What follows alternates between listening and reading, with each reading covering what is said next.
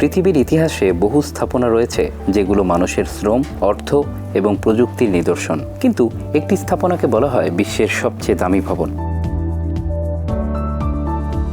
এটি কোনো রাজপ্রাসাদ নয়, কোনো আধুনিক স্থাপত্য শিল্পও নয়। এটি হলো মসজিদুল হারাম, ইসলাম ধর্মাবলম্বীদের জন্য সবচেয়ে পবিত্র স্থান, যেখানে অবস্থিত কাবা শরীফ।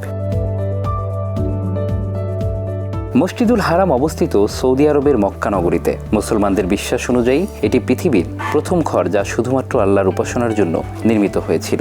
এখানে প্রতিদিন লক্ষ লক্ষ মানুষ নামাজ আদায় করেন। হজ ও উমরা পালনের জন্য প্রতি বছর প্রায় 20 মিলিয়নের বেশি মানুষ এই মসজিদে আগমন করেন। মসজিদটি বড় মসজিদ নামেও পরিচিত। এই মসজিদটি মুসলিমদের জন্য হজ যাত্রাকালীন সফরের একটি স্থান, যা প্রত্যেক সামর্থ্যবান মুসলমানের জন্য জীবনে কমপক্ষে একবার পালনীয়। এছাড়াও মুসলমানদের হজের চেয়ে ছোট জিয়ারত উমরাহের একটি প্রধান অংশ হিসেবেও মুসলিমদের সেখানে ভ্রমণ করতে হয়। সবচেয়ে পুরনো মসজিদ হিসেবে মসজিদটির সাথে মাসাওয়ায়ের ইরিত্রিয়া শহরের মসজিদ আল সাহাবা এবং মদিনার কুবা শহরের মসজিদে কুবায়ের সাথে তুলনা করা হয়। তবে প্রশ্ন হচ্ছে, কেন এই মসজিদটিকে বিশ্বের সবচেয়ে দামি ভবন বলা হয়? গত কয়েক দশক ধরে মসজিদুল হারামের ধারাবাহিক সম্প্রসারণ ও আধুনিকায়নের কাজ চলছে।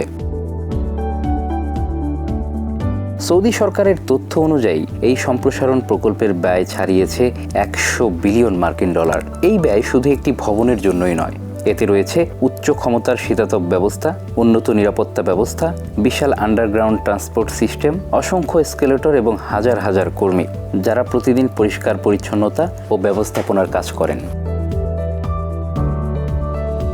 সাম্প্রতিক সম্প্রসারণে শুধু 2,60,000 বর্গমিটার জায়গা নতুনভাবে সংযুক্ত করা হয়েছে এবং নির্মাণ কাজে ব্যবহৃত হয়েছে বিশ্বের সবচেয়ে উন্নত প্রযুক্তি। এই প্রকল্পে কাজ করেছেন পৃথিবীর সেরা প্রকৌশলী, স্থপতি ও নির্মাণ শ্রমিকেরা।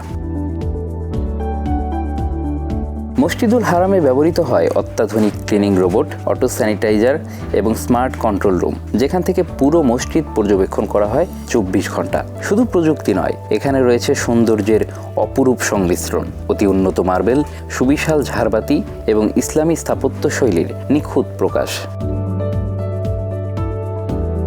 তবে এই স্থাপনাটিকে শুধু দামি বলে চিহ্নিত করলেই যথেষ্ট নয়। এর প্রকৃত মূল্য মাপা যায় মানুষের হৃদয়ে, বিশ্বাসে, ভালোবাসায়। এটি শুধু একটি স্থাপনা নয়, এটি কোটি কোটি মানুষের আত্মার সঙ্গে যুক্ত এক অনুভূতির নাম।